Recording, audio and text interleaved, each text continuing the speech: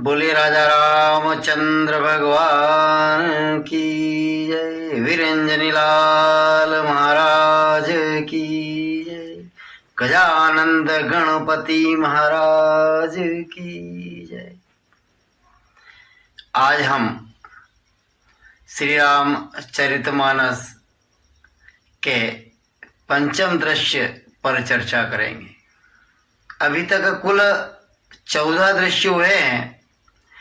14वें दृश्य में हमने यह जाना था कि भगवान श्री राम किस प्रकार ऋषि मुनियों से मिलते हैं। वह अत्रि ऋषि से उनकी मुलाकात होती है, फिर अगस्त्य मुनि से होती है, और अब अगस्त्य मुनि से मिलाप करके, चर्चा करके, भेंट करके और अगस्त्य ऋषि की आज्ञा पाकर भगवान आगे बढ़ते हैं। अगस्त्य ऋषि भगवान जी से कहते हैं कि आप अब पंचवटी जाइए।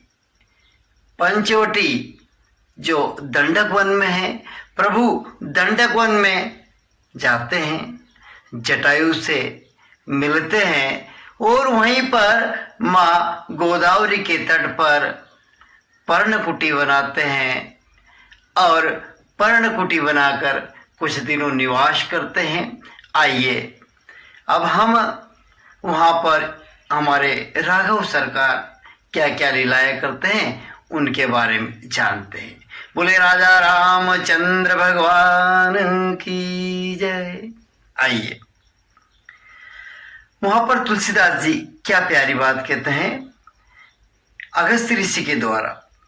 हे प्रभु, जब भगवान राम अगस्त्य से विदा होते हैं, अगस्त्य ऋषि कहते हैं, हे प्रभु परम मनोहर ठाऊ, पावन पंच वटी तेहि नाम, दंडक वन पुनित प्रभु करहूं, उग्र साप मुनि वर कर हरहूं। हे ईश्वर, आप दंडक वन जाइए। वहां पर पंचवटी जो कि दंडक वन में बहुत ही मनोहर स्थान है, रमणीय स्थान है, वहां पर आप रहिए, निवास करिए और वहां पर सभी चीजों को पवित्र करिए। और भगवान आप वहां पर जो गौतम ऋषि है, वहां पर जो उग्र साप से पीड़ित है, इस प्रकार के सभी पीड़ितों का उद्धार करिए। भगवान राम आप गौतम ऋषि के कठोर श्राप का हरण कर लीजिए। भगवान राम अगस्त्य मुनि क्या क्या पाकर चलते हैं और पंचवटी पहुंच जाते हैं। पंचवटी में क्या होता है, तुलसीदास जी के मुखार बिंदु से सुनिए कि गिद्धराज से भेंट भई, बहुविधि प्रीति बढ़ाए, गोदावरी निकट प्रभु रहे पर्ण गृह छाय। भगवान श्री राम दंडक वन में गिद्धराज जटायु से मिलते हैं। अनेक प्रकार से भगवान उनसे प्रीति बढ़ाते हैं। माँ गोदावरी के तट पर पर्णकुटी छाकर प्रभु बहुत दिनों तक वहां पर निवास करते हैं। और एक क्या विचित्र घटनाएं होती है कि जब से भगवान श्री राम पंचवटी पर निवास करने लगे ना, तब से क्या हुआ वहां पर कि तब से वहां पर जो मनुष्य है, पशु है, पक्षी है, नदी है, सरिता है, सर है, तालाब है, ये सब अधिक सुहावने लगने लगे। वो बहुत अधिक शोभा पाने लगे। और होना भी क्यों ना चाहिए, जहां पर भगवान राम विराजते हैं, निवास करते हैं। भला उस वन की शोभा सर्पराज शेषनाग भी कैसे बखान कर सकते हैं। तो अब यहाँ पर भगवान श्री राम उस वन में निवास करते हैं। वहीं उनके छोटे भाई लक्ष्मण जी है। लक्ष्मण जी अपने इष्ट भी भगवान श्री राम को ही मानते थे। और आज भगवान राम सुखासन पर बैठे हुए हैं, एकांत में बैठे हुए हैं, उनका मन प्रसन्न है। और इस अवसर का लाभ उनके अनुज जो कि उनके परम भक्त भी ये उठाते हैं। और तुलसीदास जी क्या कहते हैं कि एक बार प्रभु सुख हसीना, एक बार प्रभु सुख आसीना, लक्ष्मण वचन कहे छलहीना, सुर नर मुनि सचराचर साई, मैं पूछूं निज प्रभु की नाई। भगवान श्री राम सुख के आसन पर विराजित है और लक्ष्मण जी उन्हें इस प्रकार देखकर निष्कपट छल रहित वचन में पूछते हैं, हे चराचर जगत के स्वामी,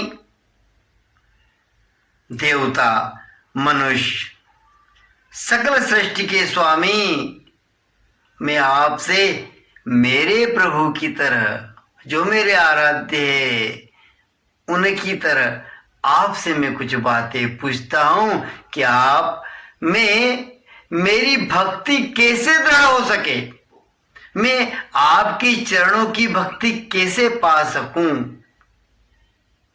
वह आप मुझे बताइए। वह ज्ञान, वैराग्य और भक्ति का मार्ग मुझे बताइए।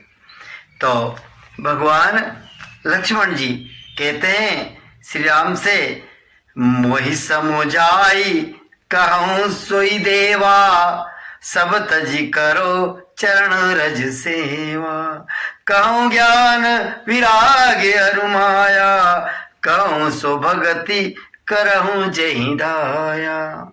भगवान मुझे समझा कर कहिए, आपकी भक्ति के बारे में मुझे बताइए। मैं सभी को त्याग कर केवल आपके चरण रथ की सेवा करना चाहता हूँ, आपके चरणों की सेवा करना चाहता हूँ। हे प्रभु मुझे वह ज्ञान बताइए जो मैं, वह वैराग्य बताइए, वो भक्ति बताइए जो मैं पा सकूं। इस प्रकार आप मेरे ऊपर कृपा करिए, दया करिए। हे प्रभु मैं सभी प्रकार के मोह, माया, शोक, भ्रम आदि से दूर हो सकूं, इस प्रकार की मुझे भक्ति प्रदान कीजिए। भगवान श्री राम जी लक्ष्मण जी से कहते हैं, क्या कहते हैं, थोर ही मह सब कहूं बुझाई। भगवान राम कहते हैं, क्या कहते हैं भगवान राम, थोर ही, थोड़े से में, थोड़े से में, इन नटसेल, इन ब्रीफ, संक्षिप्त में, सार सार, गागर में सागर भरने वाले राघव ही तो है, समुद्र को पार करने वाले मेरे राघव ही तो है। और भगवान श्री राम लक्ष्मण जी से कहते हैं, थोरे ही मह सब कहूं बुझाई, सुनाऊं तात मति मन चित लाई, मैं अरु तोर, मैं अरु मोर तोर ते माया, जय बस कीने जीव निकाया।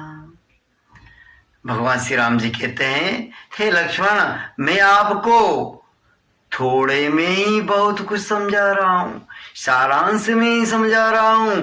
आप आपकी चित्त, बुद्धि और मन लगाकर सुनिए, ध्यान से सुनिए। और ऐसा कहते भी हैं कि यदि हमें अच्छा वक्ता बनना है तो हमें अच्छा श्रोता बनना पड़ेगा।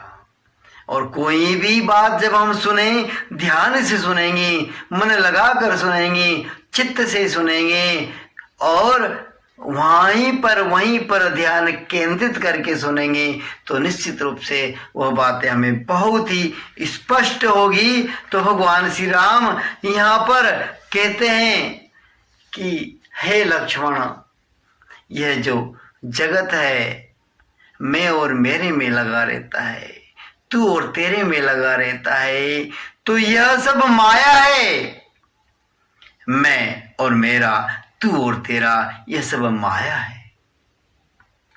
और जो इनसे परे हैं, जो इनसे परे हैं, जो कर्म के अनुसार बंधन और मोक्ष को प्रदान करते हैं, जो माया के प्रेरक है वह ईश्वर है, जो माया के वशीभूत है वह जीव है। इंद्रियों के विषयों को जो अनंत है, जिस प्रकार मन की जो गति है, जो मन चलता है, इसी प्रकार विषयों की भी गति चलती है। भगवान कृष्ण अर्जुन से कहते हैं मन बड़ा चंचल है, इसे रोक पाना बड़ा कठिन कार्य है। तो भगवान श्री राम कहते हैं कि उन इंद्रियों को वश में करना, अपने वशीभूत करना, तब हम भक्ति को पा सकते हैं। भगवान कहते हैं एक विद्या है और दूसरी अविद्या है। विद्या क्या है? तो विद्या गुण युक्त है और अविद्या दोष युक्त है। तो गुणयुक्त है जो हमें सही मार्ग प्रदान करे, जो इस जो जगत है, जो प्रकृति है, उसकी रचना में सहभागी बने, वह विद्या है।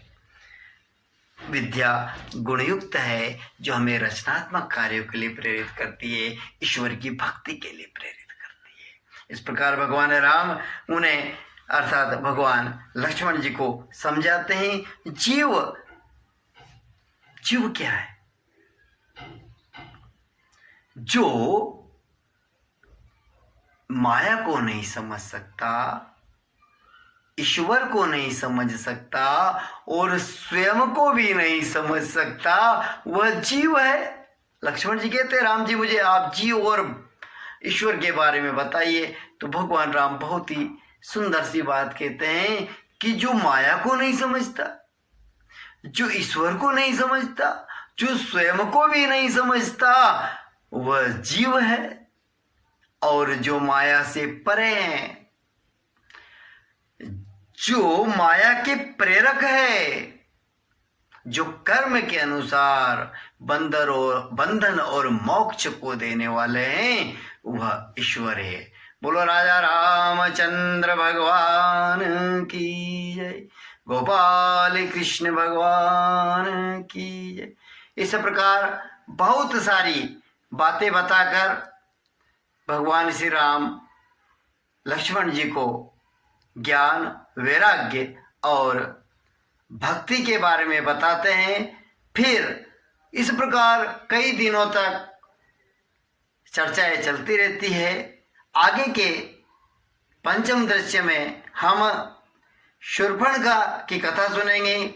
शूर्पणखा जो है खरदूषण के पास जाती है, फिर खरदूषण का भगवान वध करते हैं। इन बातों को हम जानेंगे पंचदश दृश्य में। तब तक आप भगवान की भक्ति का भजन करिए, उनके नाम का सुमिरन कीजिए। श्री राम, जय जय राम, जय जय सिया राम।